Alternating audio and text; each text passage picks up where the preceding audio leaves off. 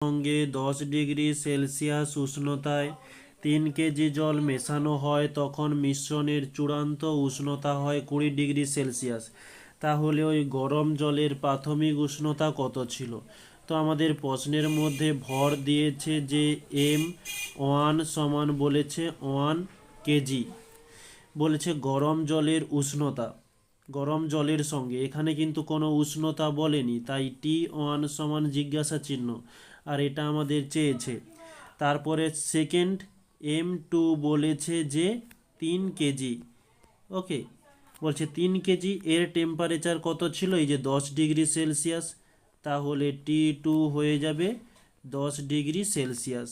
ওকে, তো চূড়ান্ত উষ্ণতা কত? দুজনকে যোগ করার ফলে অন্তিম উষ্ণতা বা আমরা চূড়ান্ত উষ্ণতা বলতে পারি, যে চূড়ান্ত উষ্ণতা হয়ে থাকে যে টি সমান 20 ডিগ্রি সেলসিয়াস। ওকে, তো আমরা এখন যে সমীকরণটি ব্যবহার করব সেটা হচ্ছে ক্যালোরিমিতির মূলনীতি অনুসারে হয়ে থাকে। এখানে লিখতে পারি যে ক্যালোরিমিতির মূলনীতি অনুসারে যে সমীকরণটি হয় M1S1 T1 মাইনাস টি সমান M2S2 টি মাইনাস T2। কোনো বইয়ে এস এর কাছে সিও দেওয়া রয়েছে। ওকে, তো এখানে S1 সমান S2 হয়ে যাবে, কারণ এখানে দুটি জলের ক্ষেত্র বলেছে।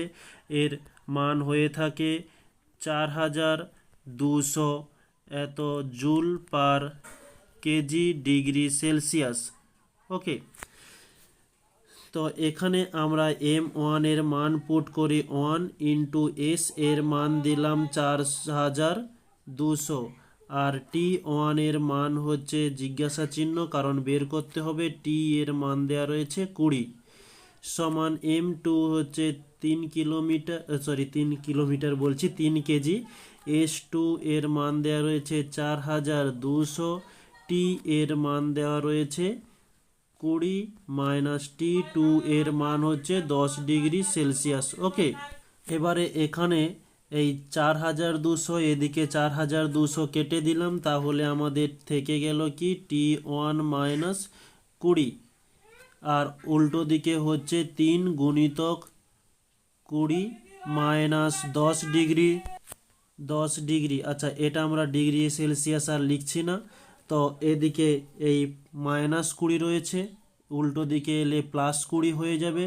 তাহলে আমরা লিখতে পারি T1 সমান 3 গুণিতক 20 থেকে 10 মাইনাস করলে 10, আর বাই নয়, এটা হচ্ছে -20 ছিল, এদিকে এলে +20 হয়ে যাচ্ছে। আচ্ছা, +20টা দেওয়ার আগে একটু তোমাদের এখানেই বুঝিয়ে দিই, আর নতুন পেজ নিচ্ছি না। 3-এর সঙ্গে 10 গুণ করতে বলেছে, তাহলে আমরা 3-এর সঙ্গে 10 গুণ করে পাচ্ছি কত? 30, আর এদিকে -20 ছিল, এটা এদিকে এলে +20 হয়ে যাবে, অর্থাৎ আমরা T1 পাচ্ছি 50 ডিগ্রি সেলসিয়াস। এটি হচ্ছে আমাদের অ্যান্সার।